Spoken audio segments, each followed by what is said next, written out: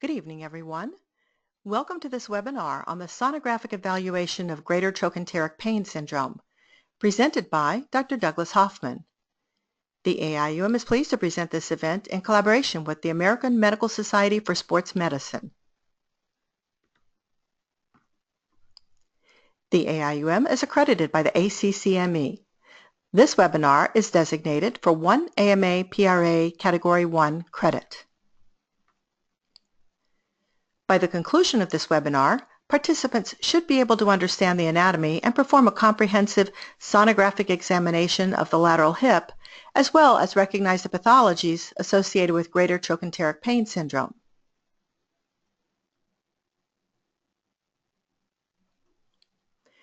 As an ACCME accredited provider, it is the AIUM's policy to ensure that the contents and quality of this activity are balanced, independent, objective, and scientifically rigorous. All individuals who are in a position to control the content of an educational activity are required to complete a disclosure form. All disclosures are reviewed by the AIUM, and any conflicts of interest are resolved or managed prior to an activity.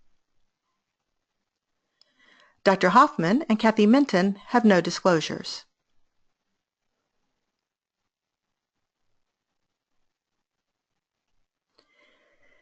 At the conclusion of this webinar, you will be able to access the CME test and evaluation located on the AIUM website. Participants who complete the post-test with a grade of 70% or higher will be awarded 1 CME credit. Credits for this webinar are approved for physicians, sonographers, and radiologic technologists. During tonight's presentation, if you have questions for the presenter, you may type them into the question box on the right side of your screen. You will be able to submit questions throughout this webinar, but the presenter will not begin answering until the end of the presentation, at which time he will answer as many questions as possible. A recording of this webinar will be available on the AIUM website. And now, we're pleased to present Dr. Douglas Hoffman. Thank you, Kathy, and good evening. I would like to welcome you to this webinar, a collaboration between, as Kathy mentioned, AIUM and AMSSM, two great organizations. I'm just going to click up my screen here.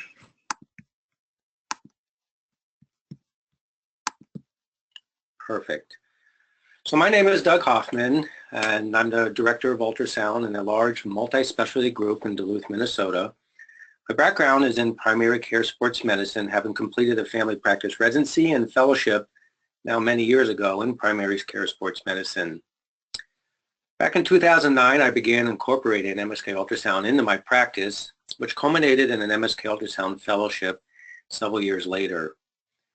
Soon after that fellowship, the demand for MSK ultrasound led me to a full-time MSK practice, both diagnostically and interventional, through the Department of Radiology, although I still remain on the orthopedic floor somewhat embedded.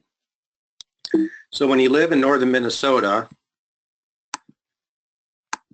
it's important that you complain about the weather, unless you go out of state and then you just like to brag.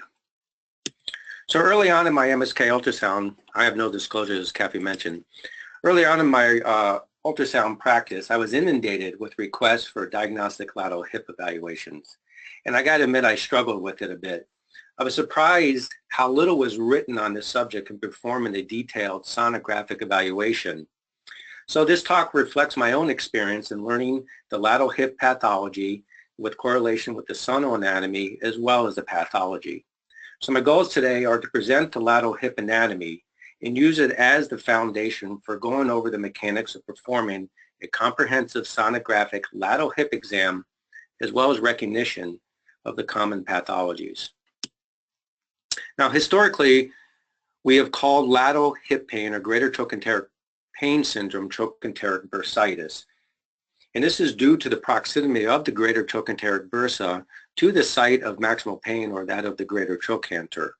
But over the last 10 years, this diagnosis has been come in question, and both MRI and ultrasound has shown that gluteal tendon pathology is more closely associated with greater trochanteric pain syndrome than an isolated bursopathy. In fact, we've coined the term rotator cuff of the hip, both in terms of the similarities in anatomy as well as the pathology. Now, greater trochanteric pain syndrome can have a fairly broad differential diagnosis, such as, for example, deep gluteal pain syndrome. So the structures in the deep gluteal pain can present as lateral hip pain. SI joint disorders or lumbar spine disorders can also present as lateral hip pain. In fact, patients with chronic low back pain disorders have up to a 30% incidence of greater trochanteric pain syndrome. One differential that I learned is important to consider in greater trochanteric pain syndrome is that of interarticular hip pathology. I would say probably 5% of patients that are referred for the lateral hip exam end up having lateral interarticular pathology as the primary diagnosis. Typically, they've had a greater trochanteric injection that was suboptimal, are referred for a diagnostic ultrasound, and the ultrasound is more reflective of intra hip pathology than that of lateral hip pathology, typically confirmed on X-ray. So it's for this reason that X-rays are prerequisite in our organization for the lateral hip sonographic evaluation. And I'm always glad at the end of the sonographic evaluation to look at X-rays and correlate these findings. Now, in our organization, ultrasound is generally the first advanced imaging test performed for greater trochanteric pain syndrome, but it has advantages and disadvantages as compared to MR. The advantages of ultrasound are its multiple planes of imaging that are required to optimally image structures of the lateral hip. And hopefully by the end of the hour, you'll get a good sense of all the multiple planes of imaging to optimize imaging of the structures. When optimized, and in most individuals, ultrasound has a higher resolution than MR for the structures of the lateral hip. You can also perform dynamic studies that can help with subtle pathology and guide interventions. But ultrasound isn't perfect, and there are disadvantages, including a limited scope of imaging. So at times it's nice to have an MR to see the hip joint itself, the deep gluteal space, and the SI joint. And of course, in patients with a large body habitus, there can be significant image degradation. I'm a strong proponent of protocol-based exams, and that also includes that of the lateral hip. And so my protocol starts with the anterior hip exam, that of the joint, the anterior acetabular labrum, as well as anterior hip musculature. And I have found this to be very useful, again, as I mentioned, and looking for intra-articular hip pathology. When moving to the lateral hip, my protocol reflects the various anatomic structures in the lateral hip. So I start with the bony greater trochanter, I move to the IT band, the bursae, and then the muscle tendon units. And this is how I'm going to present the anatomy and the pathology in this order. So we'll start with the greater trochanter. So as most of you know, the greater trochanter is composed of 4 facets. So when we look at this laterally, anterior would be to the right on the screen. We have the anterior facet. We have an inverted triangle as the lateral facet, and moving up superiorly and posterior, we have the superior posterior facet, and then the posterior facet. 3 of the 4 facet have tendinous attachments. So the posterior facet does not have a tendinous attachment, but is covered by the greater trochanteric bursa. Ultrasound essentially can delineate all 4 of these facets. So here we have a video where I start with the anterior facet to the right of the screen. I'm rotating the transducer posteriorly. We see the contour of the lateral facet, and if I continued, I could get down to the posterior facet. And so we'll see all 4 of these facets as we move through the details of each. So we're going to start with the anterior facet. Now the anterior facet is the attachment of the gluteus minimus tendon. And the most important point to emphasize here is the fact that it's not in a true anatomic plane. In fact, that's true for all 4 facets of the greater trochanter. So the short axis of the gluteus medius tendon would not be in an anatomic transverse plane, but would be in an anatomic oblique plane. So we're perpendicular to the true axis or short axis of the gluteus medius tendon and anterior facet. So we see the image matching the transducer position, and we see the anterior facet, and we see the transition into the posterior facet. Rotating the transducer 90 degrees, again, to image the long axis of the anterior facet and therefore the gluteus minimus tendon, we are in an anatomic coronal oblique plane rather than a true anatomic coronal plane. And to match the contour of the anterior facet, we actually have to translate the probe posteriorly, again, to be perpendicular to the face of the anterior facet. So what this next video is going to depict is starting in an anatomic transverse plane and rotating the probe to a true short axis over the anterior facet. So here we go, and we can see the gluteus minimus tendon, anisoptropy, and as we rotate it, we see that the gluteus minimus tendon becomes optimized because I'm now perpendicular to the tendon and the anterior facet.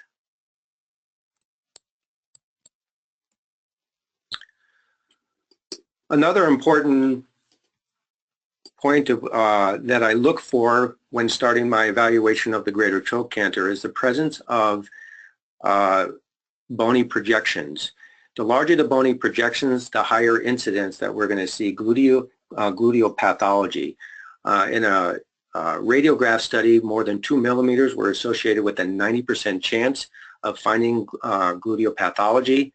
I find when I measure 3 to 4 millimeters of bony projections, again, a very high incidence of pathology.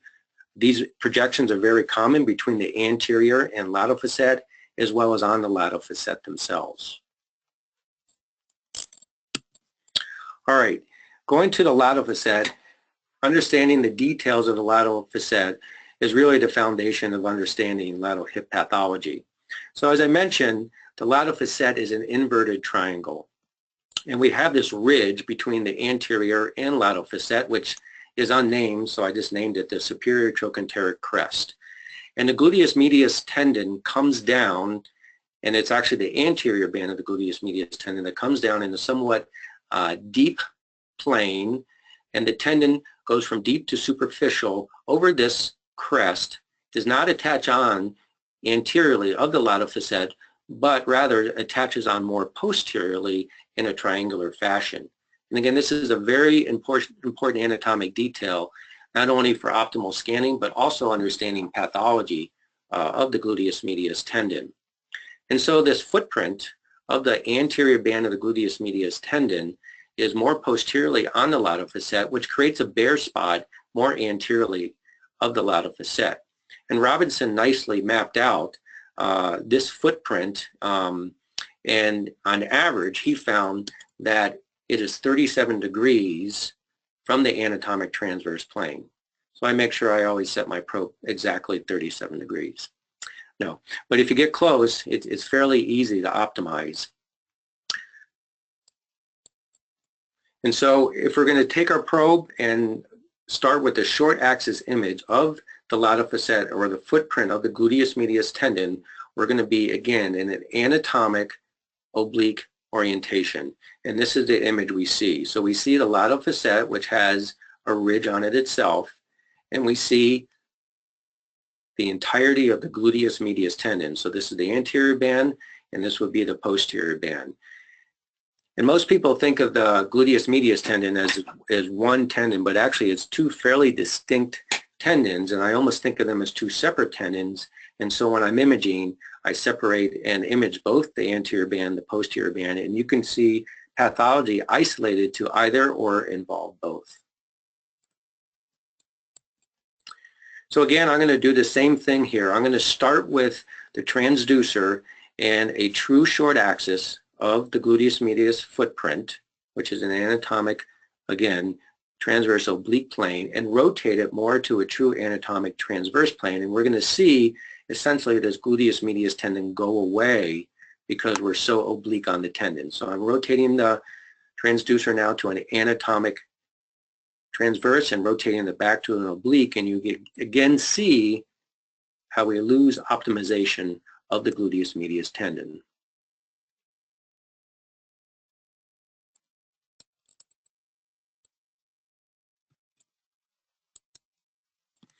Okay, moving to the posterior facet, I mentioned that it's the only facet that does not have a tendinous attachment, but the greater trochanteric bursa overlies the posterior facet and in fact overlaps some with the posterior aspect of the lateral facet. And so if I slide my transducer caudad and now overlap the lateral facet with the posterior facet, I get this image. And this is the image that I most commonly look for the greater trochanteric bursa. So I'm seeing part of the gluteus medius anterior band tendon right here. I'm seeing the lateral facet. This is the posterior facet. And so I can, now my eye catches this hypoechoic line right over the gluteus medius tendon and down right against the posterior facet. And I'm absolutely sure when I see that configuration that that's the greater trochanteric bursa. And this can be challenging to find when it's not distended, it's not thickened, or there's no fluid within the bursa. And this is the most common location. Not only do I look for the bursa, but also injecting the bursa. And then finally, to find the superior posterior facet, which is the attachment of the posterior band of the gluteus medius tendon, I'm going to start with a long axis image of the gluteus medius anterior band. So it would be 90 degrees from the short axis image that we showed you a couple slides earlier. And what I'm going to do is translate the probe in this orientation, both posteriorly and cephalad. So I'm just literally going to translate the probe in this orientation. And what I'm going to look for is two things. The first is a change in the bony acoustic contour of the lateral facet to the superior posterior facet, which will be going from a more squared appearance to a rounded appearance. And then secondly is a change in the morphology of the tendon of the anterior band to that of the posterior band. So the anterior band is a deep to superficial tendon, where the posterior band is a more straight tendon. The anterior band attaches, again, we talked about the posterior aspect of the lateral facet, where the posterior band has a stout attachment to the superior posterior facet. So here we go. We're going anterior. We're looking at this bony change, and we see this more rounded appearance. And now we also see that the tendon has more of a linear or straight appearance with a stout attachment. And that is the superior posterior facet. So once again, we go from the lateral facet to the posterior facet, and now we have the straight morphology of the posterior band. All right, so again, I start my lateral hip protocol by scrutinizing the greater trochanter. I look for bony projections. And once I get the lay of the land, I move to the iliotibial band. Now, the iliotibial band is part of what I call a superficial arch of the lateral hip. And this is one of the analogies with the rotator cuff. And so the superficial arch would be analogous to the deltoid, the anterior, the middle, and posterior deltoids covering the subacromial subdeltoid bursa and rotator cuff. And this superficial arch is composed of three structures. Posteriorly, the gluteus maximus muscle, which then blends in with fibers of the iliotibial band, and then anteriorly with the tensor fascia lata muscle, again blending fibers in anteriorly with the iliotibial band. And so this is the one structure that we do image in true anatomic planes.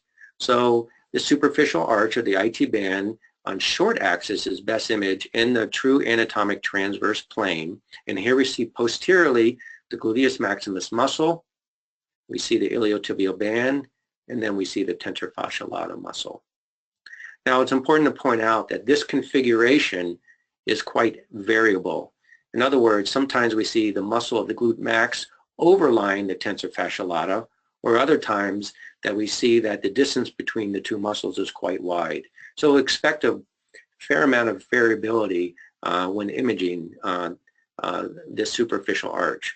And again, we're going to turn our transducer 90 degrees in a true coronal plane and get the long axis of the iliotibial band.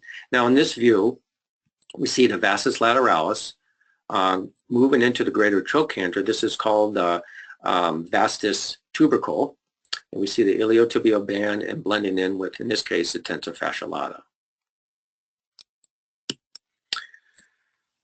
Now in our protocol, we keep going in the long axis proximally until the iliotibial band attaches on to the iliac crest. And the reason why we do this is because pathology of the proximal IT band is commonly missed. I would say once a year I see pathology of the proximal IT band, and usually it's been worked up several times, and patients will typically tip you off in the sense of they'll point right to the iliac crest rather than the greater trochanter.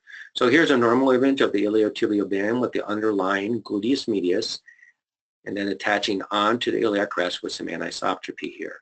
And here's the appearance of a pretty advanced proximal iliotibial band enthesiopathy. So here we see the normal fibular hyperechoic ecotexture of the IT band, and is now thickened. We lose the typical fibular ecotexture. It's quite thick, and we see some partial undersurface tearing. And we confirm the pathology with pain right at the site with sonopalpation. Okay, so we're going to move down to the bursa. And as most of you know, that there's 3 bursa of the lateral hip, with the most clinically important being the greater trochanteric bursa. But there is a subgluteus minimus bursa and subgluteus medius bursa that are not visualized in the normal state. So when we do visualize them, typically we have a full thickness tear of their respective tendons, and fluid now communicates with the greater trochanteric bursa. So looking at an axial image of the greater trochanteric bursa, as I mentioned before, more anteriorly the greater trochanteric bursa overlaps the lateral facet and therefore overlaps the tendon of the gluteus medius anterior band. And so in this location is between the anterior band of the gluteus medius tendon and the overlying iliotibial band. But when we move posteriorly, the greater trochanter covers the posterior facet, and overlying the greater trochanter bursa is the glute max muscle. So here we see again a picture of the lateral facet. If we keep going, it'd be the posterior facet. I see a portion of the anterior band of the gluteus medius, follow this hypoechoic line, and I can follow that line down to the posterior facet. Sometimes, again, with the configuration of the IT band, you can see hypoechoic lines. So it's again to systemically go through this anatomic configuration to know you're right on the greater trochanteric bursa. So greater trochanteric bursopathy can be in many forms, and most commonly it's associated with gluteus tendon pathology. So again, it's unusual to occur in isolation, although it can occur particularly with local trauma. So here we see bursal thickening. And so again, I'm on the same view where I'm on the lateral facet and then the posterior facet, and we can see this hypoechoic thickened line, which is the greater trochanteric bursa with the underlying anterior band of the gluteus medius tendon. And this is a short axis image on the same patient. This patient presented with gluteal pain, so more posterior pain, had been worked up for low back pain, and really just had some mild lateral hip pain. Well, this person had a complete tear of the gluteus medius tendon with the distended bursa. But what we're imaging here is the ischiofemoral space between the greater trochanter and the ischiotuberosity. So underlying, we have the quadratus femoris muscle. This is a sciatic nerve. And again, it's an illustration how posterior the greater trochanteric bursa is, and in this case can distend even more posteriorly to mimic a deep gluteal pain syndrome or a sciatica. Again, here's a short axis image of a distended greater trochanteric bursa. There's a full thickness tear of the gluteus medius tendon. And again, just to highlight how posterior this bursa is. So it's important not just to stay on the lateral aspect of the hip when scanning, but going all the way posterior. And in this particular patient, bursal fluid tracked fairly distally, superficial to the vastus lateralis. Again, I would have missed this if I hadn't just taken the time and scanned a little more distally. And this person presented with lateral hip pain that went down the lateral aspect of the thigh, although that's fairly common in people with greater trochanteric pain syndrome. Now, I inject the greater trochanter both in the long and short axis planes. Probably long axis is more common. I really like this injection. It's not an easy injection, which means that clinically we're probably not injecting the bursa unless we're doing image-guided injection. And so again, I find that plane, and this is actually a short axis image. This is the gluteus medius tendon. I'm right above it, underneath the IT band, and then you can see fluid tracking posteriorly along the course of the bursa. I want to mention two entities that can mimic trochanteric bursopathy and see fluid within the lateral hip. So the first is the lateral hip seroma within the subcutaneous adipose tissue, or this so-called Moreau-Lavallee lesion, usually due to direct trauma. It can be quite extensive. And the second is fat necrosis, again, typically due to direct trauma.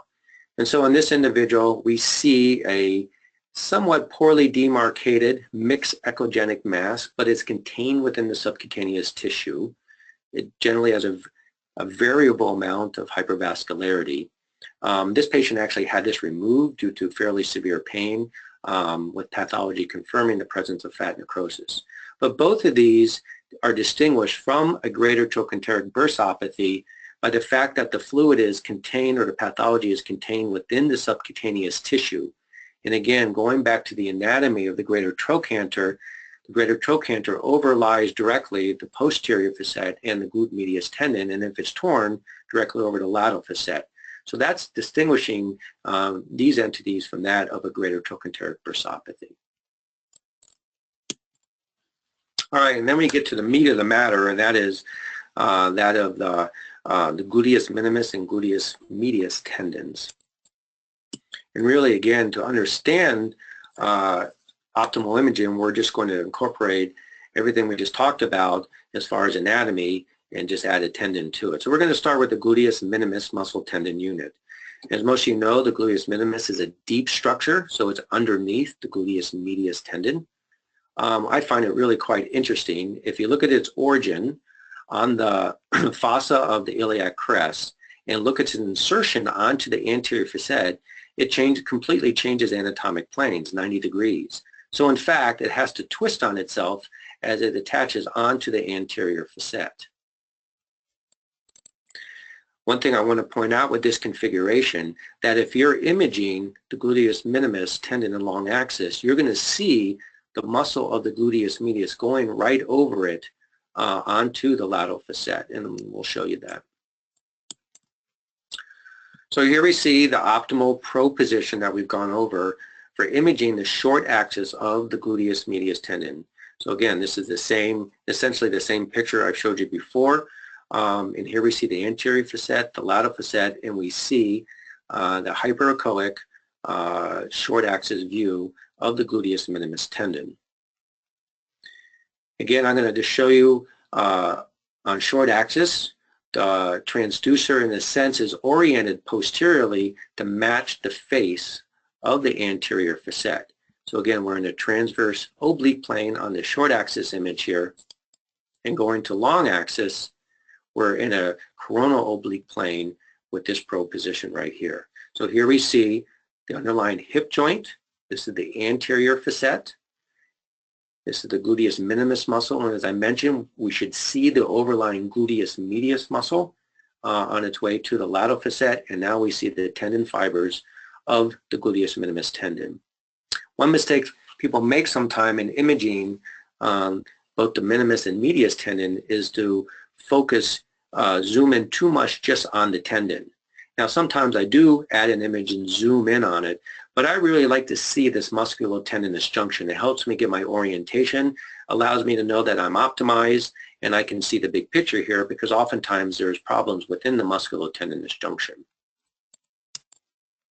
Now something else that I do quite a bit to optimize the image of the gluteus minimus is I take my probe in the long axis and I will sweep it or translate it anteriorly and get off the anterior facet. So now I'm not on a facet, and then go back. And that way I'm absolutely sure that the bony acoustic contour that I'm seeing is the anterior facet. It's the first facet we see when going from anterior to posterior. So here's what that looks like. So I'm on it, I'm going anteriorly, I'm off the facet, I'm in tensorfascial lateral muscle, I'm going back that has to be the anterior facet, and I'm on the gluteus minimus tendon. I essentially do that with every exam as I'm optimizing the gluteus minimus.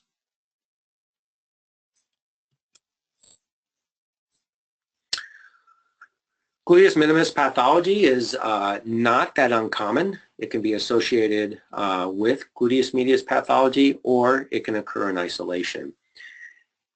And so here we see a short and long axis image of a gluteus minimus tendinopathy, or rather severe tendinopathy.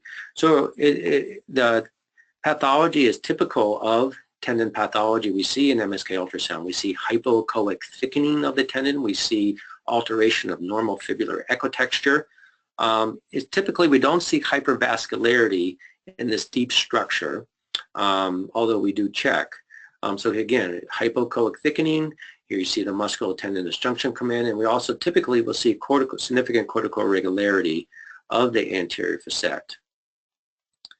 Here's a panoramic view of a gluteus minimus tear. So again, the overlying gluteus medius muscle in the optimal plane of the gluteus minimus. We see the deep gluteus minimus muscle, and then coming up, and then it becomes anechoic, and we see anechoic fluid on the anterior facet, indicative of a full thickness tear in this situation. So you would say that there is fluid in this case in the subgluteus minimus bursa. All right, let's go to the gluteus medius tendon, and here we see an anatomic dissection of the gluteus medius muscle tendon unit. So to the left of the screen would be posterior, and to the right of the screen would be anterior. And so the muscle attaches onto the iliac crest, has some actual attachments to the fossa of the iliac crest, and the anterior 2/3 of the muscle form the anterior band of the gluteus medius tendon. And so they come down, they coalesce. It's a fairly flat, thin tendon that it forms, and we will see on several occasions it's fairly deep and takes an abrupt superficial position just prior to coming to the greater trochanter, goes over that superior greater trochanteric crest, and then attaches onto the posterior aspect of the lateral facet, and here's that 37-degree angle here where it attaches on. So it doesn't look, it looks like it attaches here, but really goes right over it and it attaches on it here. Now the posterior 1/3 of the muscle forms the posterior tendon, or the posterior band of the gluteus medius tendon. So again, it comes down and it takes a fairly straight course when it coalesces into the tendon. So it doesn't really change from a deep to superficial position, and again has a fairly stout, broad attachment onto the superior posterior facet. Now when I did this dissection, there were several dissections performed, and at first I was kind of bummed that one of the cadavers had a complete tear of the anterior band, but then I thought, well, this is perfect. Now we can see the posterior band. So we see a large full thickness retracted tear of the anterior band. We see all these bony projections on the greater trochanter, but we see an intact posterior band. So this is a nice way to, again, we see the posterior 1/3 of the fibers coalesce in a fairly straight, broad, and very strong tendon. So the posterior band of the gluteus medius tendon is much stronger than the anterior band. Tears are less common. When you do have a tear, the disability associated with posterior band tears is much greater. We have a pronounced Trendelenburg gait, often with severe disability associated with it. And even tendinopathy of that tendon can be fairly restrictive. Now when I'm scanning both the anterior and posterior band, I often will augment my images with dynamic studies to bring out any subtle pathology or confirm the absence of pathology. And I'll show you those. So here's the long axis image of the anterior band of the gluteus medius tendon. So again, we'll go through this. This is the portion of the gluteus minimus muscle. So here's the gluteus medius muscle. It has a central bipennate tendon. All right, so the tendon receives fibers from both superficial and deep muscular portions. Has a fairly deep orientation before it hits that superior trochanteric crest that I mentioned.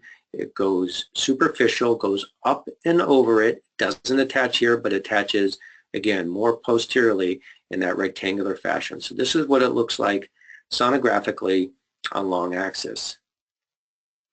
And again, we see the orientation of this probe orientation on this cadaver.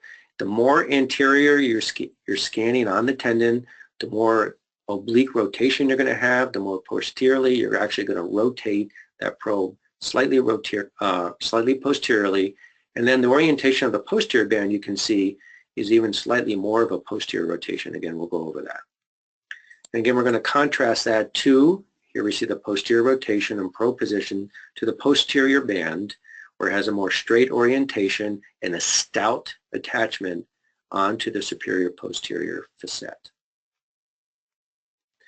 And here's a short axis image, and we see both the anterior and posterior band of the gluteus medius when we're optimized in that so-called 37-degree transverse oblique plane. So again, we can see the anterior band and the posterior band, and we'll see on one video when I'm scanning slightly proximally, this becomes much thicker quickly on distinguishing it from the anterior band. And it's this thin anterior band why the anterior band is very difficult to see on the MRI, particularly in the sagittal images, whereas the posterior band we get a much better view of. All right, so scanning-wise, on the anterior band, we see a slight rotation of the cephalad portion of the probe anteriorly to optimize the long axis of the anterior band. Whereas when I go to the posterior band, I'm staying perpendicular to the contour of the skin, so now transducer is oriented anteriorly, but also I've rotated the cephalad portion of the probe slightly posterior compared to the anterior band. And here you see again that it's oriented anteriorly to match the face of the superior posterior facet. Now, patients in the lateral decubitus position often will not lie with the hip and knee straight. It's much more comfortable, particularly in elderly patients, to be in a more fetal position, which is fine. We just have to understand, again, if I toggle back and forth between these two positions, you see that you have to actually rotate your probe anteriorly, the cephalad portion, again, to match that anterior rotation of the fetal position. All right, and going in short axis, we see, again, the difference between being in the anatomic transverse plane for the gluteus medius versus being in a true short axis of the anterior band of the gluteus medius tendon here, and then we can see the posterior band as well. All right, so I'm going to show you a couple videos here on sort of highlight these points. The first video is I'm going to be on the gluteus minimus tendon. So again, typically I'll get off the anterior facet, get back on it, optimize, take an image, and then I'll take and translate that same orientation, which would be long axis of both the minimus and now the anterior band of the gluteus medius, and I'll take and translate that probe posteriorly to get to the anterior band. So here we go.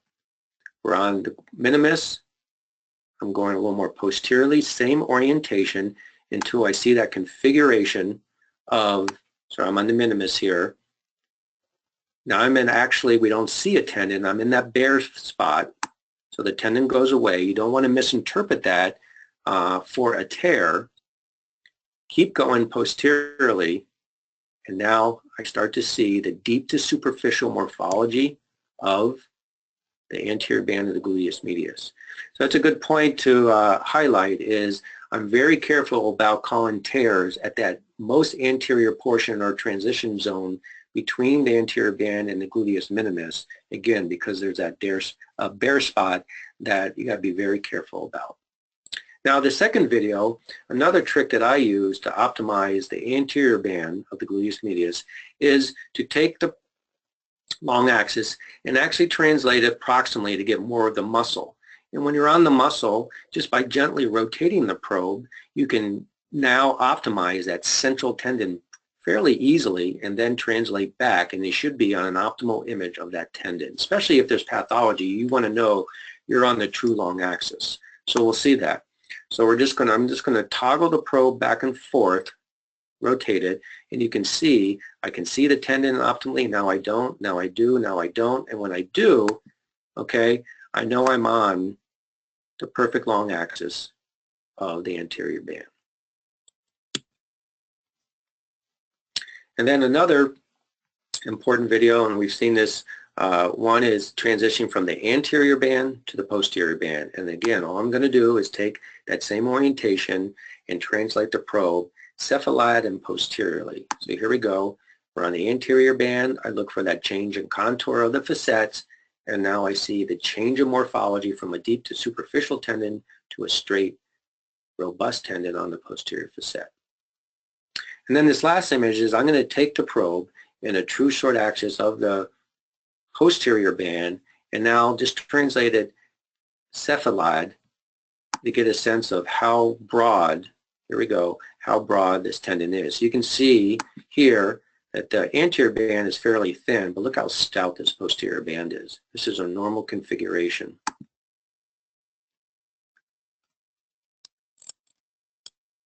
Good.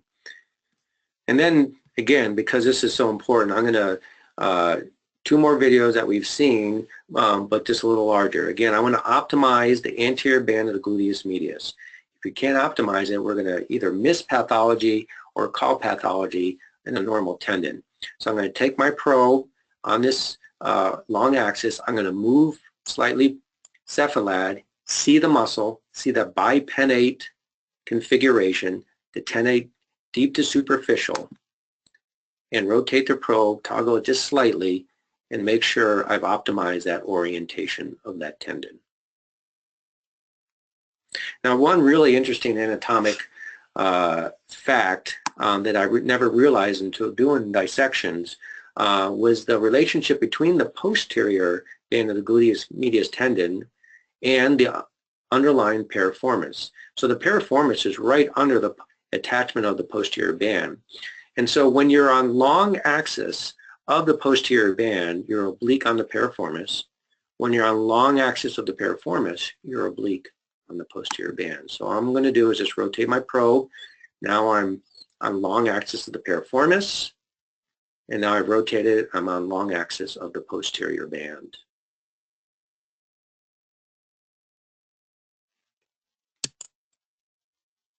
Okay, so let's talk about gluteus medius pathology. Again, probably the most common cause of greater trochanteric pain syndrome. So I divide it up into tendinopathy, partial thickness, and full thickness tears.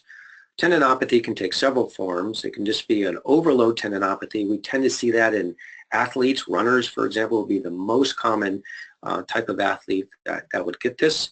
We do see calcific tendinopathy. And then we see the older individual with degenerative or attritional tendon problems. That really is a spectrum from tendinopathy to partial thickness tears to full thickness tears. And this is really the majority of what I see. And it's important to understand the pathomechanics of this to be able to recognize it. So overload tendinopathy, again, is less common, and I've seen them almost exclusively in runners. Here's a 43-year-old runner with lateral hip pain, and we see, again, the typical findings of a tendinopathy. We see hypoechoic thickening. There's a couple of soft calcifications in this, slight alteration of fibular ecotexture, and here's a comparison contralateral image. Here we see, in contrast, we see a degenerative type of tear of the anterior band. Now, what's different is several things. So first of all, the pathophysiology is different. So with this type of tear, or tendinopathy, again, it's probably an overload tendinopathy from running. This is very different. So I mentioned that this tendon of the anterior band goes deep to superficial. So it goes right over that superior trochanteric crest. And so every time we're walking, it rubs essentially against that trochanteric crest, and over time you get bony hypertrophic changes of the crest which start an undersurface tear, at this location, and that's the beginning of the pathology of the tendon. And so again, the pathology typically is not at its insertion, but more at the musculotendinous junction at the superior trochanteric crest. So that's why it's important that we just don't focus on the tendon here, but that we see the whole musculotendinous junction in that deep to superficial morphology.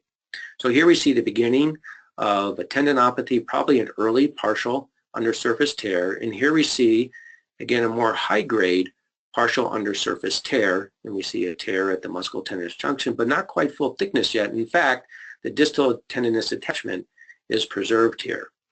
So here's a video, and oftentimes if the patient can abduct themselves, I do, but sometimes just by contracting the gluteus medius muscle, it's easy to get off the optimal plane to image this. So I will often have my sonographer gently, passively AB and AD duct them, and it's easier to keep the probe in the optimal position. So here's a patient where I'm AB and AD ducting. This is that superior trochanteric crest. Here's the insertion. Here's a musculotendinous junction, and you can see a development of a partial thickness tear, a little bit of fluid, with this bony hypertrophic changes rubbing against it as an undersurface tear.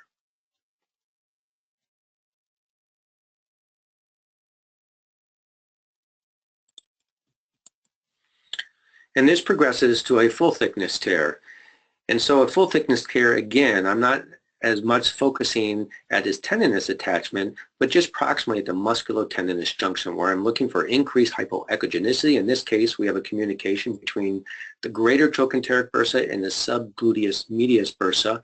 We get retraction of muscle fibers at the musculotendinous junction. So this is a very common configuration of a full thickness tear of the anterior band. And if we go to the short axis images, we see fairly impressive bony projections, anterior facet and now lateral facet. And the analogy with the shoulder is when we see a complete tear of the supraspinatus, the greater tuberosity is bare, and same in this situation. So on this panoramic view, we see the muscle of the gluteus medius. We start to see a little bit of that central tendon, but then we see that retracted musculotendinous junction fluid, and in this case, because it's chronic, we lose the tendon attachment here. Now, analogous to the rotator cuff, when I've heard lectures on rotator cuff pathology, oftentimes people list indirect signs of a rotator cuff tear. Well, I've over time have noticed indirect signs of a glute med anterior band tear. This is just from my own experience. So one is, interestingly, poor visualization of the gluteus minimus tendon. So remember that the muscle of the gluteus medius overlies the gluteus minimus tendon when it goes to the lateral facet. And if you have a tear, there's probably increased echogenicity of that muscle.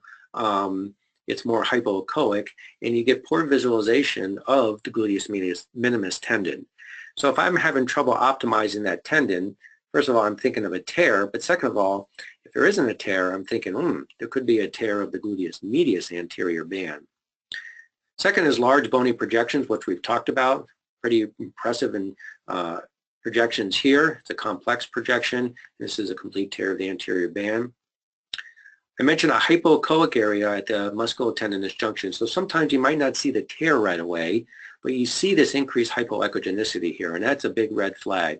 More often than not, as I try to optimize, I'm scanning short and long axis. Eventually, I'm seeing the tear, and it's usually a high-grade partial thickness undersurface tear or a focal full thickness tear. Usually the high-grade full thickness tears I see right away. Fluid in the subgluteus medius bursa we talked about, because there's a communication between the greater trochanteric bursa and the subgluteus medius bursa. And then finally, just concordance with the greater trochanter with the glute med during dynamic maneuver. So here we see, really, this is an absent glute med tendon, but it can be confused because sometimes there's a direct muscular attachment or just an overlying muscle. And so what we're going to see here is with passive abduction, we're going to see that the bony lateral facet moves in the opposite direction of the muscle. So here we see, again, the muscle is not moving, and now it's moving in the opposite direction here and back. And that's a complete tear. So those are my indirect signs of a glute med anterior band tear. All right, so let's go to the posterior band. Most people don't know about the posterior band, or if they do, don't necessarily image it as a separate entity. Also, posterior band pathology has only recently been published and recognized. So the spectrum of pathology is similar to the anterior band. It's important that, again, you include scrutinizing the posterior band in your lateral hip protocol. And why is it important? Well, it's a significant cause of posterior lateral hip pain. And then tears, as I mentioned before, are associated with increased morbidity. So here we see the spectrum of tendinopathy of the posterior band. So here would be that overload tendinopathy.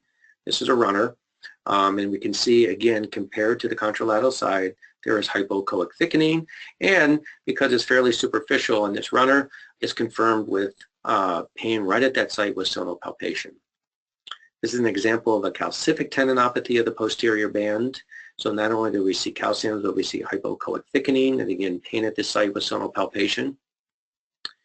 And then the degenerative type of tendinopathy, so this would be the tear of the anterior band. So now there's probably increased stress on the posterior band, and now we start to see tendinopathic changes. So we see cortical irregularity, we see loss of the normal fibular echotexture and thickening of the posterior band.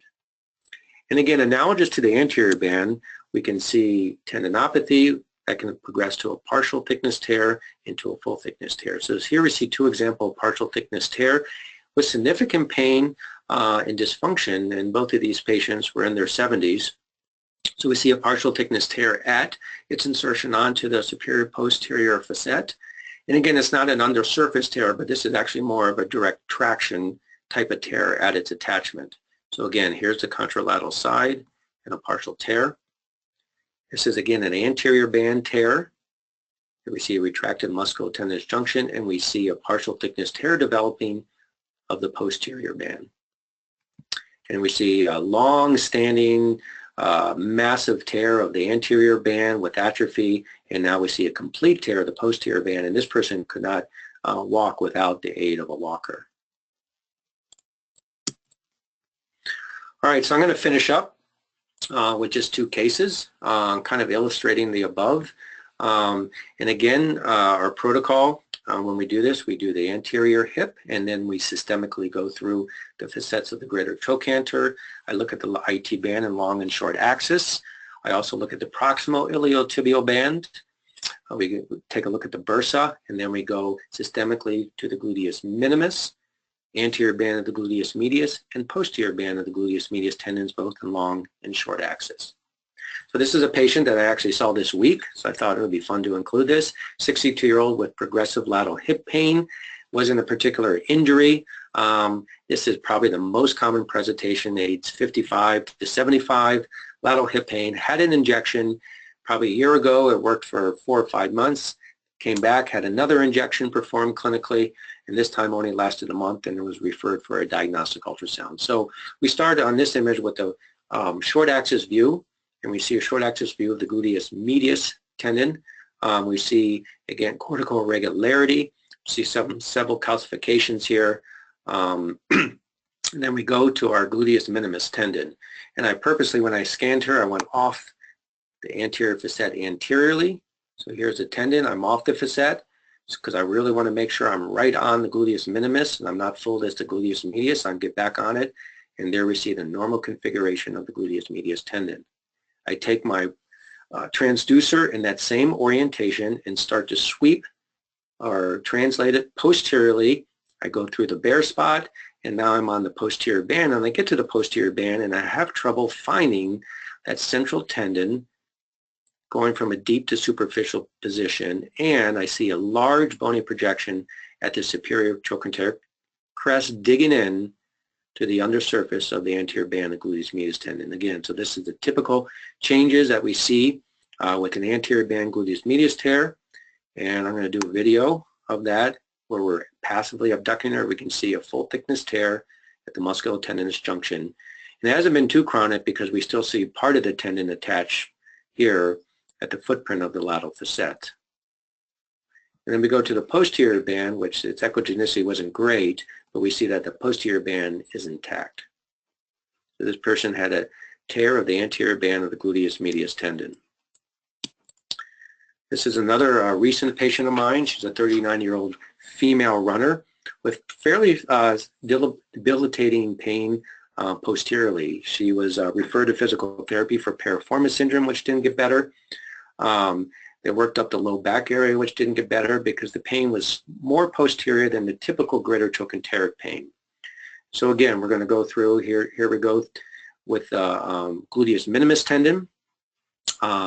Maybe a little bit of hypoechoic thickening, but otherwise looks pretty good. We have the normal fibular echo texture and the overlying gluteus medius anterior band muscle that we would expect.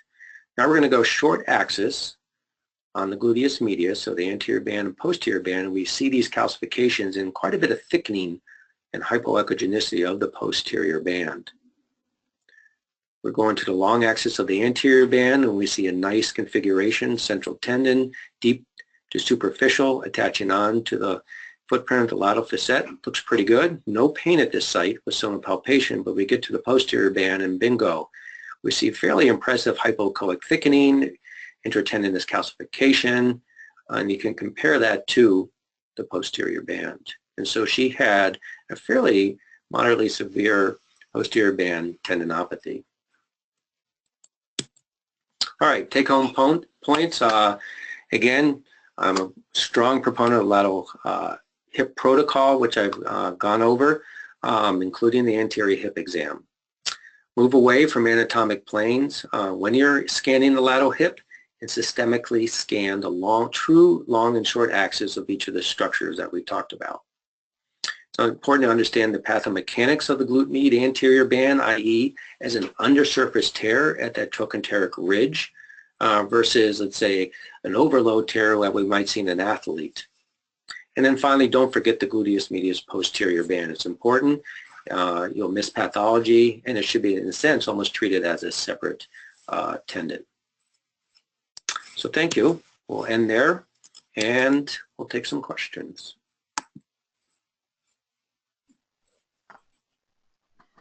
Looks like we have a couple. Dr. Hoffman, do you see them in your question box? Have they come through? I do. So the first question is, do you recommend having a patient in the lateral decubitus position for imaging? And I do. I just find that I can, you know, when I'm scanning the gluteus minimus, I'm fairly anterior, and when I'm scanning the posterior band, I'm fairly posterior. There are times when I'm actually going to do some scanning in the deep gluteal area, depending on the request of the referring provider. So I start in the supine position to scan the anterior hip, and then I have the patient move to the contralateral decubitus position to scan the lateral hip. Good question. All right, so the second question, your probes are 10 to 12 megahertz. Most of my patients can't be imaged around the hip without 5 megahertz. Please comment. So most of these images actually were with a 5 to 12 probe. On one machine, on the other machine, it's a 3 to 12 probe. I rarely can scan with a higher frequency probe. I know my machine has a 5 to 18 probe that I never use. The other one has a 4 to 18 probe. So I'm using kind of my workhorse probe. Again, in one machine it's 5 to 12, on the other machine it's 3 to 12. If I have to go to a curved linear probe, then I'm not going to be able to comment on details of the lateral hip. I just can't get the detail and the resolution I want for the fine points. I might be able to tell if it's grossly intact or not. So if I get a patient who's quite large and I have to go to a curved linear probe, I'll try to determine if it's grossly intact or not, and then I'll basically say that it was suboptimal and recommend an MR at that point. Next question is, what do you find to be the best treatment for these tendinopathies? Steroids, tenotomies, PRP, have you even been able to barbitage the calcium deposits and have the pain resolved? So good question. So I think in the most part, we're moving somewhat away from steroids, although we certainly haven't abandoned steroids. When do I use steroids? I use steroids depending. Sometimes when patients have tears and they don't want to have surgery, I'll go ahead and inject steroid into the greater trochanteric bursa, which again is probably going to communicate with subgluteus medius bursa with a honest conversation about over time that this might accelerate the pathology. I also will use a steroid diagnostically, so we see some pathology, but it may not match the patient's symptoms. So, For example, we'll do selective injection. We may inject the hip joint if we see some arthritic findings and see the results of that injection, and then we may go to a greater trochanteric injection, and now we've had selective injections that help with our diagnosis. But we've been moving toward more tenotomies, and so there was a nice article actually recently showing the efficacy of this, of tenotomies. Mostly I've done dry needle, but now with some of the new devices having longer probes, I'm able to do an ultrasonic tenotomy with saline. I did one recently of the posterior band. And I usually reserve PRP when I'm seeing high-grade partial thickness tears, or after doing a tenotomy, the response is suboptimal, and maybe at 4 to 6 weeks, I'll add PRP at that point. I have barbitaged a calcium deposit in the anterior band, and it really worked quite well. Again, good question. Next question is, how do you treat these pathologies once you find them? Actually, same question. So I'll go to the next one here. Do you prefer high-frequency linear array transducer for the lateral hip? Again, sort of dovetailing with the previous question. Again, my two probes are 3 to 12 on one machine and 5 to 12 on the other. I find when I go higher frequency that I lose resolution. And so all these images that you see are with those probes with a pretty good resolution. Next question is, how long did it take for your surgeons to trust your exam enough not to want an MI? Another great question. So in the beginning of my talk, I talked about doing this fellowship, coming back, and then getting inundated with lateral hip exams. And I realized that I was making calls of this that I wasn't 100% confident. And so it was based on that experience that I went to the anatomy lab and worked out the anatomy, and I've probably done, I think I keep track of all my diagnostic exams. I think I'm up to about 700 lateral hips. So it was a while before I felt confident. And again, because I'm embedded on the orthopedic floor here, I'm able to walk over and show people what I see and then correlate that with surgery. I've also initially scrubbed in on some of these surgeries with the surgeon. Which is interesting because the surgical anatomy is very different than the ultrasound anatomy. So it really was a process, and you certainly learn from your mistakes. And I think at this point, based on what I presented, where you can get the exact planes of these tendons, the surgeons often will trust the ultrasound more than the MRI, unless the patient has a large body habits. Next question is, do you change the protocol or find any limitations when performing ultrasound on patients who have had a hip replacement? Gosh, another great question. So I really never talked about the sonographic evaluation of a glute medius repair, for example, or glute minimus repair.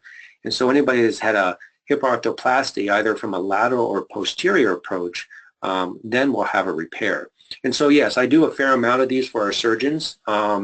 And all bets are off a little bit. It depends on the surgeon and their knowledge of the anatomy, and if they reattach it onto the anatomic details that we presented, or they just put it on the lateral hip. So what I'm really looking at is grossly, is it intact or not? So I'm not able to call it tendinopathy, but here's where, again, I try to get the big picture. I go back to the musculotendinous junction, I go back to the muscle itself, and then very carefully, translate the probe to the tendon and make sure it's attached. And then the second thing I do pretty much with every patient who's had a repair is dynamic studies. So I've been fooled a couple times that looks attached, and then with the dynamic study it isn't attached. So two things I do is, again, get the big picture, and then second is make sure I do dynamic studies. I think that's all the questions. That's it. Thanks so much, Dr. Hoffman. And on behalf of the AIUM and the AMSSM, our thanks to all of you who participated tonight. Everyone, please remember to complete the post-test and the activity evaluation. We hope you enjoyed this presentation and will join us again for future webinars. Good night, everyone.